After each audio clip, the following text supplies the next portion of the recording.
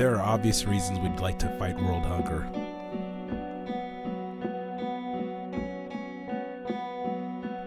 Peter Singer offers one possible solution based on a consequentialist, utilitarian view of ethics. Singer's argument briefly goes, if there's a drowning baby directly in front of you and you could rescue that baby at little consequence to you, it would be morally right to rescue that baby. This action would have the consequence of maximizing utility. If this is the case, then you can avert something really bad from happening without sacrificing anything that is of comparable significance, then we must do it. This argument leads to a two-part conclusion by Singer. In the first part, Singer asserts that affluent people not contributing to aid agencies is immoral in the same way that your refusal not to save that baby is immoral. And the even stronger conclusion that your contribution to these agencies should only stop when you've reduced yourself to a level that it would harm you to give any more. Garret Cullity, in International Aid and the Scope of Kindness, offers another argument in support of Peter Singer. Cullity is prompted by several objections to Singer's argument.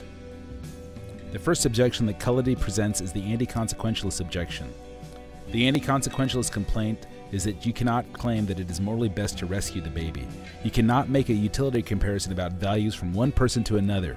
The anti-consequentialists also claim that you cannot determine if an action is morally right or wrong by impersonal values based on the consequences of that action. The next objection that Cullity lists is the methodological objection.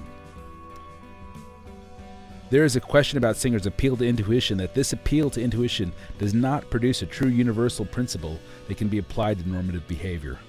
The deeper question about method is if this example of Singer's drowning baby is a true analog to the situation of starving people in the world. We have discussed a multitude of differences between a drowning baby directly in front of us that we can rescue at the cost of nothing other than a dirty pair of shoes and people that are starving in far-off East India. Cullity is probably most affected by the objections of the practical ethicist, of which he considers himself one. The practical ethicists derive their ethical values from normative social values. Ethical theories, they feel, won't actually change people's mind, or more importantly, it won't affect their behavior. Moral theories are based on non-practical principles. It is one thing to save a drowning baby that is right in front of you, but it is entirely another thing to feed people starving in Middle Africa. This criticism ties into the methodological objection. If Cullity were to take these standards to heart, a practical ethicist in the early 1800s in the South would have to say that slavery and racism were morally right values. Ethical theories that advocated fair treatment would have no practical chance to affect everyday behavior.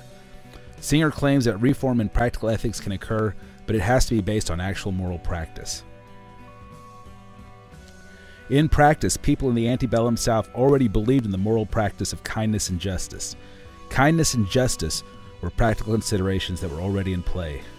Slavery and racism were institutions that were held in place by metaphysical and empirical arguments, which were eventually proven to be false. The people of that period valued kindness and justice. They would say that you should act towards others of European descent in a kind and just way. It certainly appeared to them that to enslave a person of European descent would be unkind and unjust. Once the artificial lines that created the division between people of African and people of European descent was erased, it became practical to act with kindness and justice towards people of African descent. It became a normative social value that enslaving anyone is exceptionally unjust and very unkind, in fact, morally wrong. Kindness and justice are practical moral considerations. It is just and kind to save a drowning baby as long as there are no countervailing considerations. It would be unkind and unjust to let the baby drown and die.